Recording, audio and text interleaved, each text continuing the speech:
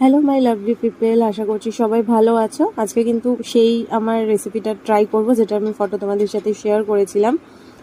তো কিছুই না, খুবই সহজ একটা রেসিপি। যতটা পরিমাণ টক দই নেবে ততটা পরিমাণ সুজি নেবে, অল্প একটু গুড় ইউজ করবে। আমি চিনি দিয়েছি, গুড়টা ছিল না। প্লিজ কেউ বলো না হেলদি আবার চিনি ইউজ কেন করেছো।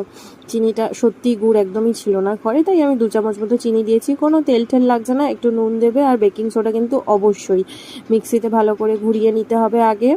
তারপর ফ্রাইং প্যানটা কিন্তু খুব ভালো করে গরম করতে হবে। আর এই যে দেখো ছোট্ট ছোট্ট হোল হচ্ছে কি সুন্দর প্যানকেকটার গায়ে, এটা কিন্তু বেকিং সোডাটার জন্যই হচ্ছে, সুতরাং ওটা কিন্তু মাস্ট।